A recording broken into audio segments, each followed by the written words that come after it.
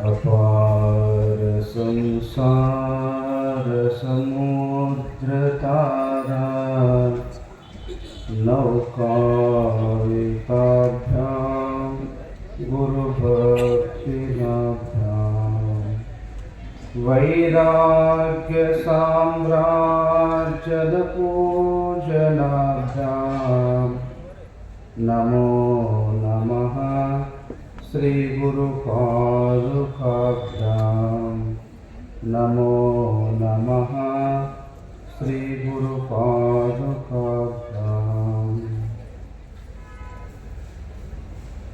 ಎಲ್ಲ ದೈವಕ್ಕೆ ನಿಮ್ಮ ಮೆಲ್ಲಡೆಯೇ ಗಣವೆಂದು ಸೊಲ್ಲಿಗೊಮ್ಮೊಮ್ಮೆ ನುತಿಪೆಯನ್ನ ಗುರುರಾಯ ಸಲ್ಲಿದೆಯಲ್ಲಿ ಕೃಪೆಯ ಪ್ರಾತಸ್ಮರಣೀಯ ಅದ್ವೈತ ಸಾರ್ವಭೌಮ ಸಾಧು ಚಕ್ರವರ್ತಿ ಜಗದ್ಗುರು ಜಗದ್ವಂದ್ಯ ಭಕ್ತರ ಕಾಮಧೇನು ಪರಶಿವನ ಪರಾವತಾರಿ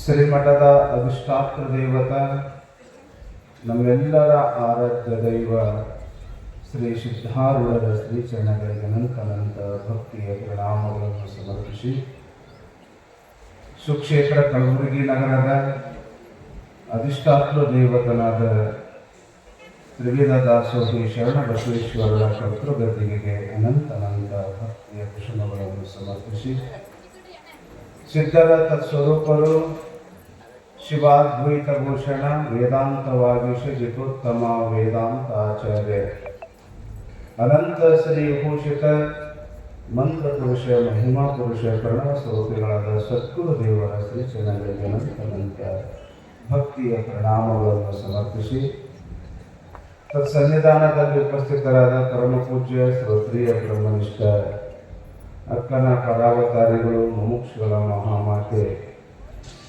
ಮಾತೋಶ್ರೀಯವರ ಶ್ರೀಚರಣಗಳಿಗೆ ಅನಂತ ಭಕ್ತಿಯ ಪ್ರಣಾಮಗಳನ್ನು ಸಮರ್ಪಿಸಿ ತತ್ಸನ್ನಿಧಾನದಲ್ಲಿ ಉಪಸ್ಥಿತರಾದ ಪ್ರಕ್ರಿಯಾದಿ ಗ್ರಂಥದ ಎಲ್ಲ ಅಧ್ಯಯನ ಕರ್ತೃಗಳಾದಂಥ ಶ್ರೋತ್ರಿಯ ಬ್ರಹ್ಮನಿಷ್ಠ ಜಗಸಿದ್ದೇಶ್ವರ ಅವರ ಶ್ರೀಚರಣಗಳಿಗೆ ಅನಂತ ಭಕ್ತಿಯ ಪರಿಣಾಮಗಳನ್ನು ಸಮರ್ಪಿಸಿ ಅವರೇವರೆನ್ನದೇ ಈ ಜ್ಞಾನ ವೇದಿಕೆಯ ಮೇಲೆ ಉಪಸ್ಥಿತರಾದ ನಿಜವನರದ ಎಲ್ಲ ಮಹಾನುಭಾವಿಗಳಿಗೂ ಹಾಗೂ ಮಾತೆಯರ ಶ್ರೀಚರಣಗಳಿಗೆ ಅನಂತ ಭಕ್ತಿಯ ಪ್ರಣಾಮಗಳನ್ನು ಸಮರ್ಪಿಸಿ 84 ಲಕ್ಷ ಜೀವರಾಶಿಗಳಲ್ಲಿ ಶ್ರೇಷ್ಠವಾದ ಈ ಮಾನವ ಜನ್ಮವನ್ನು ಗುರುಶಾಸ್ತ್ರದ್ವಾರ ಸಾರ್ಥಕ ಮಾಡಿಕೊಳ್ಳಬೇಕೆಂಬ ಸದುದ್ದೇಶದಿಂದ ಆಗಮಿಸಿದ ತಮ್ಮೆಲ್ಲರ ಅಂತರಾತ್ಮಕ್ಕೆ ಸಾಕ್ಷಿಯಾಗಿ ಬರ್ತಕ್ಕಂಥ ಪರಶಿವ ಪರಮಾತ್ಮನಿಗೆ ವಂದಿಸಿ ಶಿವಸ್ವರೂಪಿಗಳಲ್ಲಿ ನಿಮ್ಮೆಲ್ಲರಿಗೂ ಎಲ್ಲ ಶರಣಾರ್ಥಿಗಳು. ಜಗದ್ಗುರು ಶ್ರೀ ಸಿದ್ಧಾರೂಢರ ನೂತನ ಶಿಲಾ ಮಂದಿರದ ಉದ್ಘಾಟನೆ ಹಾಗೂ ಮೂರ್ತಿ ಪ್ರಾಣ ಪ್ರತಿಷ್ಠಾಪನೆ ಕಳಸಾರೋಹಣ ತನ್ನಿಮಿತ್ತವಾಗಿ ಹಮ್ಮಿಕೊಂಡಿರುವ ಈ 3 ದಿವಸದ ಪ್ರವಚನದ ಮಹಾಮಂಗಲೋತ್ಸವದ ಕಾರ್ಯಕ್ರಮದಲ್ಲಿ 3ನೇ ದಿವಸದ ಮಂಗಲ ಮಹೋತ್ಸವ ಕಾರ್ಯಕ್ರಮದ ಚಿಂತನೆಗಾಗಿಟ್ಟುಕೊಂಡಂಥ ವಿಷಯ ಅಕಾರಣ ಕರುಣಾಶಾಲಿಗಳು ಕನ್ನಡದ ಮುಮುಕ್ಷುಗಳ ಕಲ್ಯಾಣಾರ್ಥವಾಗಿ ಧರೆಗೆ ಅವತರಿಸಿದ ನಿಜವನರಿದ ಶ್ರೀಮನ್ ನಿಜಗುಣ ಶಿವಯೋಗಿಗಳಿಂದ ವಿರಚಿತವಾದ ಕೈವಲ್ಯ ಪದ್ಧತಿ ಎಂಬ ಗ್ರಂಥದ ಮೊದಲೇ ಪದ್ಯದ ಒಂದು ಚರಣವನ್ನು ಕುರಿತು ಪೂಜ್ಯ ಅಪ್ಪಾಜಿಯವರು ನಮ್ಮೆಲ್ಲರಿಗೂ ಸವಿಸ್ತಾರವಾಗಿ ತಿಳಿಸಬೇಕಾದ ಶ್ರೀಮನ್ ನಿಜಗುಣ ಶಿವಯೋಗಿಗಳು ಕೈವಲ್ಯ ಪದ್ಧತಿ ಎಂಬ ಗ್ರಂಥದಲ್ಲಿ ನಾವು ಮೋಕ್ಷವನ್ನು ಹೊಂದಬೇಕಾಗಿತ್ತು ಅಂದರೆ ಪರಮಾನಂದವನ್ನು ಹೊಂದಬೇಕಾಗಿತ್ತು ಅಂದರೆ ಮಾರ್ಗವನ್ನು ತೋರಿಸಿಕೊಡ್ತಾ ಇದ್ದಾರೆ, ರೀತಿಯನ್ನು ತೋರಿಸಿಕೊಡ್ತಾ ಇದ್ದಾರೆ.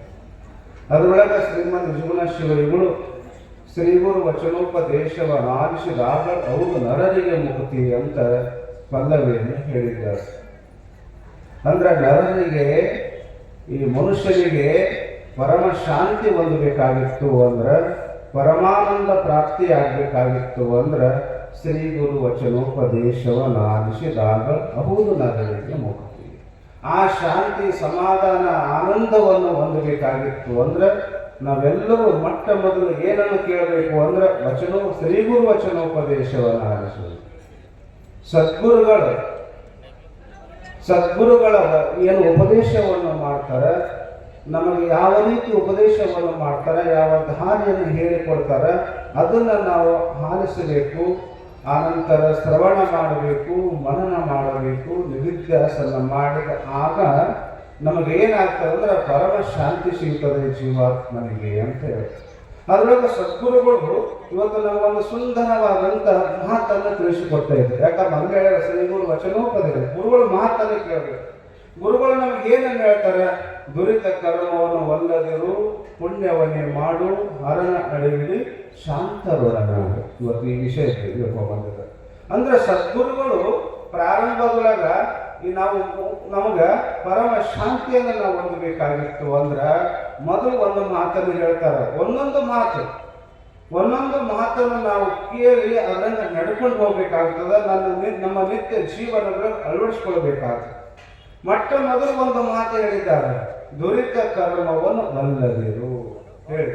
ನೀನು ದುರಿತ ಅಂದ್ರೆ ಪಾಪ ಕರ್ಮವನ್ನು ನೀನು ಮಾಡಬೇಡ. ಪಾಪ ಕರ್ಮವನ್ನು ಮಾಡಬೇಡ. ಮಾಡಲಾರ್ದನೆ ಇರಕ್ಕೆ ಬರಂಗಿಲ್ಲ. ಯಾಕಂದ್ರೆ ಈ ಶರೀರದೊಳಗ ಕ್ರಿಯಾಶಕ್ತಿ ಅದ, ಚೈತನ್ಯ ಶಕ್ತಿ ಅದ. ನಾವು ಕುಂದಿರ್ಬೇಕಂದ್ರೂ ಕೂಡ ನೋಡಿದ್ವಿ, ಭಾಳ ಮಂದಿ ಕುಂದಿರ್ಬೇಕಂತ ಕರೆ, ಆದ್ರೆ ಕೈಕಾಲಗಳಿರ್ತವೆ, ಏನಾದ್ರು ಒಂದು ಮಾಡ್ತಾ ಇದ್ವಿ. ಕುಂದ್ರಕ್ಕೆ ಆಗಲ್ಲ.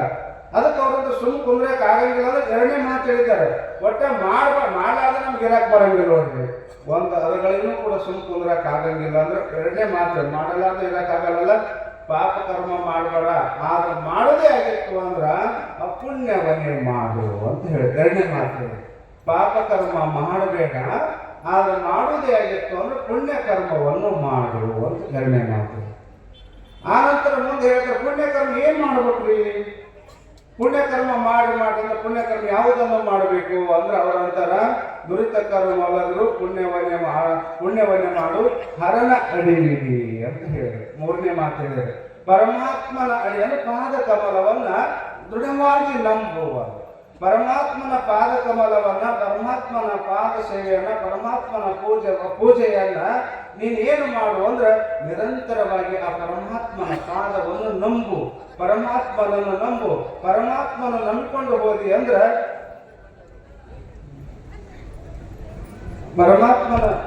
ಪರಮಾತ್ಮನ ನಂಬಿಕೊಂಡು ಹೋದಿ ಅಂದ್ರೆ ನಿನಗೇನಾಗ್ತದೆ ಅಂದ್ರೆ ಮುಂದೆ ಹೇಳ್ತಾರೆ, ಪರಮಾತ್ಮನ ಪಾದ ಪೂಜೆಯನ್ನು ಮಾಡು, ಪರಮಾತ್ಮನ ಸ್ವರೂಪವನ್ನು ದೃಢವಾಗಿ ನಂಬುವುದು.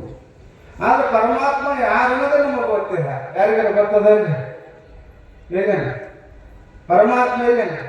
ಪರಮಾತ್ಮ ನಾವೆಲ್ಲ ತೀರ್ಥಕ್ಷೇತ್ರ ಪೂಜೆ ಮಾಡ್ತೀವಿ, ತೀರ್ಥಕ್ಷೇತ್ರ ಯಾತ್ರೆ ಮಾಡೀವಿ, ಎಲ್ಲ ಮಾಡ್ತೀವಿ. ಯಾವಾಗ ನಮ್ಮ ಹಿರಿಯರು ಮನೆಯಾಗ ಸಂಸ್ಕಾರವನ್ನು ಆಯ್ಕೆ ಕೊಟ್ಟಾರ, ಜಗಲಿಗೆ ಹೋಗಿ ನಮಸ್ಕಾರ ಮಾಡುವಂತ ತಿಳ್ಕೊಂಡು ಒಂದೆರಡು ಮೂರು ಬಟ್ಟ ಹಣಿಗೆ ಭಸ್ಮ ಹಚ್ಚಿಕೊಂಡು ದೇವರಿಗೆ ನಮಸ್ಕಾರ ಮಾಡು ಅಂತ ಅವಾಗ ಹೇಳ್ಯಾರ. ದೇವರನ್ನ ನಮಸ್ಕಾರ ಮಾಡು ಅಂತ ಕಲಿಸಿಕೊಟ್ಟಾರ. ನಾವು ಕಲ್ತ್ಕೊಂಡಿವಿ ಏನಂದ್ರ ಹೋಗಿ ದೇವರಿಗೆ ನಮಸ್ಕಾರ ಮಾಡ್ತೀವಿ, ಕಾಯಿ ಕೊಡ್ತೀವಿ, ನೈವೇದ್ಯ ಮಾಡ್ತೀವಿ, ಏನೆಲ್ಲ ಯಾತ್ರೆ ಮಾಡ್ತೀವಿ, ಎಲ್ಲ ಮಾಡ್ತಿದ್ದಾರೆ.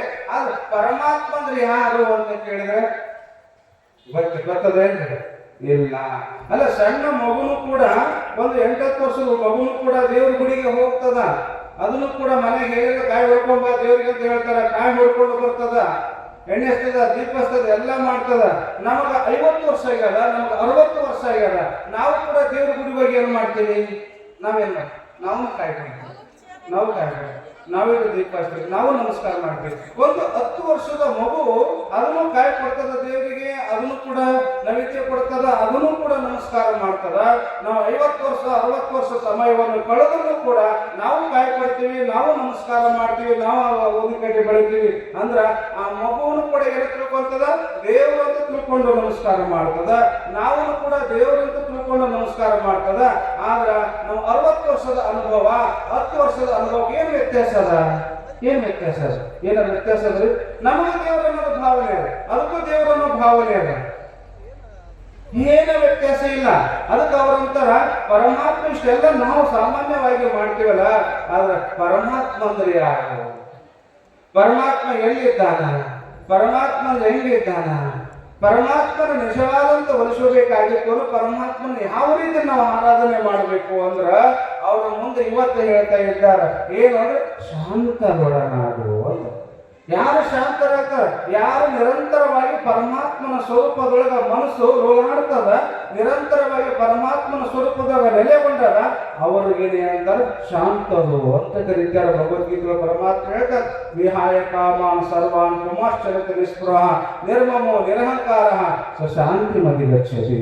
ಭಗವದ್ಗೀತೆಯೊಳಗ ಪರಮಾತ್ಮ ಹೇಳ್ತಾನ ಶಾಂತಿ ಎಲ್ಲಿ ಅದ ಅಂದ್ರೆ ಇಲ್ಲಿ ಹೇಳ್ತಾ ಇದ್ದಾರೆ ವಿಹಾಯ ಕಾಮಾನ್ ಸರ್ವಾನ್ ಅಂದ್ರೆ ಎಲ್ಲಾ ಕಾಮನೆಗಳನ್ನು, ಮನುಷ್ಯನ ಎಲ್ಲಾ ಬಯಕೆಗಳನ್ನು, ಮನುಷ್ಯನಾಗಿರ್ತಕ್ಕಂಥ ಎಲ್ಲಾ ಬಯಕೆಗಳನ್ನು ಯಾರು ತ್ಯಾಗ ಮಾಡಿದ್ದಾರೆ, ಮನುಷ್ಯನೊಳಗೆ ಯಾವುದೊಂದು ಕೂಡ ಲೌಕಿಕವಾದಂಥ ಬಾಹ್ಯ ಪ್ರಪಂಚದ ಕಾಮನೆಗಳನ್ನು ಯಾರು ತ್ಯಾಗ ಮಾಡಿದ್ರು ವಿಹಾಯ ಕಾಮಾನ್ ಸರ್ವಾನ್ ಪುಮಾಶ್ಚರತಿ ನಿಸ್ಪೃಹ ಅಂದ್ರ ನಿಸ್ಪೃಹ ಈ ಪ್ರಪಂಚದೊಳಗಿದ್ದಾನ. ಹೆಂಗಿದ್ದಾನ ಅಂದ್ರ ಕಮಲಪತ್ರ ಇಮಾಂಬಶಿ ಅಂತಾರ. ಅಂದ್ರ ನೀರಿನೊಳಗನೆ ಒಂದು ಸರೋವರದೊಳಗನೆ ಒಂದು ಕಮಲ ಹಳೆದ ನೀರಿನೊಳಗನೆ ಹಳೆದಕ್ಕರೆ ಆದ್ರ ನೀರಿಗೆ ಅದು ದಳ ಸಂಬಂಧ ಆಗಿದೆ ಏನ್ರಿ? ಹೆಂಗ ನೀರಿನೊಳಗ ಕಮಲ ದಳ ಇದ್ರು ಕೂಡ ನೀರಿಗೆ ಹೆಂಗ ಸಂಬಂಧವಾಗಿರುವುದಿಲ್ಲವೋ ಹಂಗ ಮಹಾತ್ಮ ಪ್ರಪಂಚದೊಳಗೆ ಇದ್ದಾನ. ನಮ್ಮಂಗ ಹುಡ್ತಾನ, ನಮ್ಮಂಗ ಹುಡ್ತಾನ, ನಮ್ಮಂಗ ಇದ್ದಾನ. ನಾವು ನಡೆದಲ್ಲೇ ನಡೀತಾರೆ ಕರೆ. ಆದ್ರೆ ಅವ್ರು ಹೆಂಗಿದ್ದಾರ ಅಂದ್ರ ಅವರು ನಿರ್ಲಿಪ್ತರಾಗಿದ್ದಾರ. ಪ್ರಪಂಚದಲ್ಲಿ ಯಾವುದಕ್ಕೊಂದು ಅಂಟಿಕೊಂಡಿಲ್ಲ. ನಾವೆಲ್ಲರೂ ಬೆರ್ಕೊಂಡಿವಿ. ನಾವು ಪ್ರಪಂಚವನ್ನು ನಾವು ಹೃದಯದೊಳಗೆ ಇಟ್ಕೊಂಡಿವಿ. ಆದ್ರೆ ಮಹಾತ್ಮರು ಪ್ರಪಂಚವನ್ನು ಹೃದಯದೊಳಗೆ ಇಟ್ಕೊಂಡಿಲ್ಲ, ಅವರು ಪ್ರಪಂಚವನ್ನು ಹೊರಗೆ ಇಟ್ಕೊಂಡಿದ್ದಾರೆ. ಅದಕ್ಕೆ ಅವ್ರು ಏನಾದ ಅಂದ್ರೆ ಎಲ್ಲಾ ಕಾಮನೆಗಳ ರಹಿತವಾಗಿದ್ದಾರೆ. ವಿಹಾಯ ಕಾಮಾನ್ ಸರ್ವಾನ್ ಪುಮಾಶ್ಚರತಿ ನಿಸ್ಪೃಹ ಯಾವುದೂ ಕೂಡ ಸಂಬಂಧ ಇಲ್ಲವೇ ಇಲ್ಲ. ಎಷ್ಟು ವ್ಯವಹಾರ ಮಾಡಿ ಕೂಡ ನಾವೇನು ಒಂದು ಪ್ರಪಂಚವನ್ನು ಮನೆಯಲ್ಲಿ ವ್ಯವಹಾರ ಮಾಡ್ತೀವಿ. ಇವತ್ತು ಅವರು ಸುಮಾರು ಇಷ್ಟೆಲ್ಲ ನೋಡಿ ಎಷ್ಟು ಮಂದಿ ಮಹಾತ್ಮರು, ಎಷ್ಟೋ ಮಂದಿ 40-50 ಮಂದಿ ಮಹಾತ್ಮರು ಕೆಲಸ ಸತ್ಸಂಗವನ್ನು ಮಾಡಿದ್ರು. ಇಷ್ಟೆಲ್ಲ ಕಾರ್ಯಕ್ರಮಗಳು, ಇಷ್ಟೆಲ್ಲ ನಿಮಗೆ ಯಾವ್ದಾರ ಕೊರತೆ ಆಗದಲ್ಲಿ ಪ್ರಸಾದದ್ದು, ಉಪಹಾರದ್ದು, ನೀರಿಂದು ಏನಾರ ಕೊರತೆ ಆಗದ? ಯಾವುದೂ ಕೊರತೆ ಆಗಿಲ್ಲ. ಬರೀ ಒಂದು ಮನೆಯೊಳಗೆ ಒಂದು ಮನೆಯಾಗ ನಾವು ಇಷ್ಟೆಲ್ಲ ಸದಸ್ಯರಿದ್ರು ಕೂಡ 5 ಮಂದಿ ಇದ್ರು ಕೂಡ 5 ಮಂದಿ 9 ಊಟ ಸಿಕ್ಕಲು 9 ಊಟ ಸಿಗಲಿ. ಇವತ್ತಿನ ಕಾಲದೊಳಗ ಇದು ಹಿಡ್ಕೊಂಡು ಅಂತೀವಿ. ಇಷ್ಟೆಲ್ಲ ಸಾವಿರಾರು ಜನರಿಗೆ ಯಾವುದೇ ತರದ ಕೊರತೆ ಇಲ್ದಂಗ ಮಾಡ್ಯಾರ ಅಂದ್ರ ಇದ್ರೊಳಗೆ ಅಂಟ್ಕೊಂಡ್ರ ಹೊರಗಿದ್ದನೆ ಇದಕ್ಕೆ ಪ್ರಪಂಚಕ್ಕೆ ನಿಪಾಯಮಾನ ಆಗಲಾರ್ದನೆ ಹೊಂದ್ಕೊಳ್ಳಾರ್ದನೆ ತಮ್ಮ ಸ್ಥಿತಿಯೊಳಗ ತಾವಿದ್ದು ತಮ್ಮ ಶಕ್ತಿಯಿಂದ, ತಮ್ಮ ಸಂಕಲ್ಪ ಶಕ್ತಿಯಿಂದ ಅವ್ರ ಎಲ್ಲ ಕಾರ್ಯಕ್ರಮವನ್ನು ನಿಭಾಯಿಸ್ತಾ ಇದ್ದಲ್ಲ. ಅದಕ್ಕನೆ ಅಂತವರಿಗೆ ಶಾಂತರು ಅಂತ ಕರೀತಾರ. ಅದಕ್ಕೆ ಅವ್ರು ಹೇಳ್ತಾರೆ ನಿರ್ಮಮೋ ನಿರಂಕಾರ ಶಾಂತಿ ಮದಿ ಗಚ್ಚತಿ. ನೀವು ಮಮಕಾರ ಇಲ್ಲ,